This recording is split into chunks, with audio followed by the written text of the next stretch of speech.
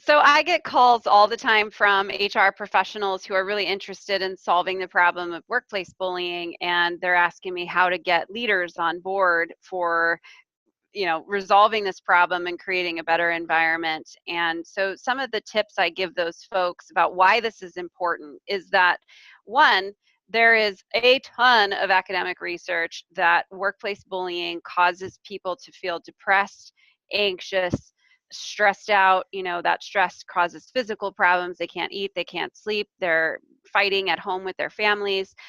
And so I feel like organizations are set up to help people thrive. People rely on organizations for their livelihood. They're there to get a paycheck, to build their self-esteem and their self-concept. So if they're going to work every day being ripped to shreds, the organization is doing their employees a disservice. And I honestly think it's a moral and ethical responsibility for an employer to ensure that people feel healthy and safe at work.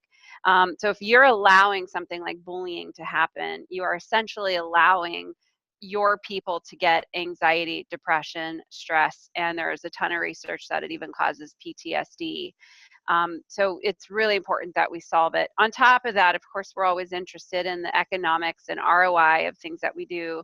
And solving the problem of bullying, it does have a big ROI. There's a ton of research that people who feel bullied do not produce as well because they're sidetracked, they're talking to other people about it, their customer service isn't as good. And in fact, I can use myself as an example. I got into the world of workplace bullying because I was being bullied as a director of HR.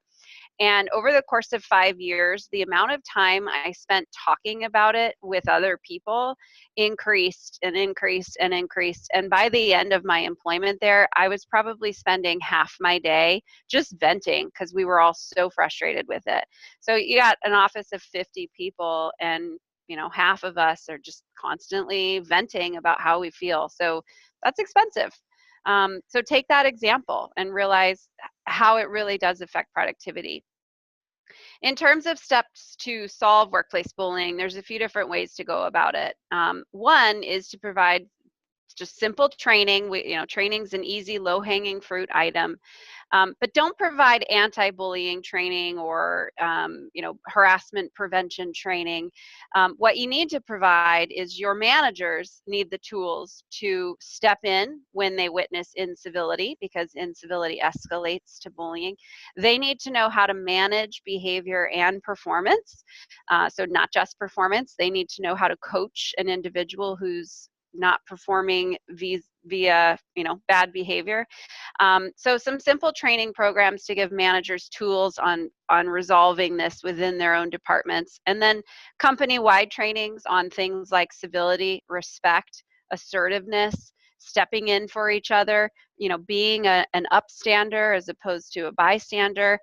So those are all some simple trainings that you can offer. Training's a good low-hanging fruit.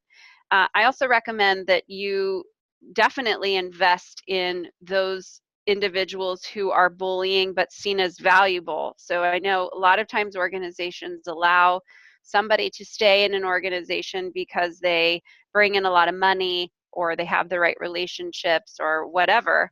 But that person is causing angst, right? So as valuable as they might be with the money that they bring in with their customers, for example, they're costing the organization a lot in the anxiety and stress and all of that they're creating. So you have to think about that, offset their costs, with their income. But so I get it. You want to keep those people, but you cannot allow them to just go around acting however they want. So definitely coaching those individuals. And that coaching has to go through a process of, doing a 360 so that they can see how they're really perceived, because it's not enough for HR to just say, hey, people perceive you as too abrasive or aggressive. They need to see it.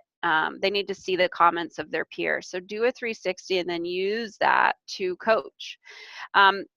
A bigger, sort of more macro step to solving the problem of bullying is ultimately creating a positive work environment. And you can't do that with just a policy or just a performance management system. If you truly want to end workplace bullying and harassment and discrimination and workplace violence, all of the horrible things that go on at work, the answer is a positive culture that doesn't tolerate that kind of behavior. And so, when I work with clients, we go in, we do a climate assessment to figure out where are the problems, what are the problems, how prevalent are the problems, and then we literally create an action plan to solve the problems that we discover in the climate survey. And then we redo the climate survey a year later to see how we're doing, and we keep building action plans. We build action plans with employees because usually in an environment where there's bullying, there's no trust between leaders and employees. And so we use the employees as a way to give them a voice. And so we meet with these employees and come up with a strategic plan for solving the problems.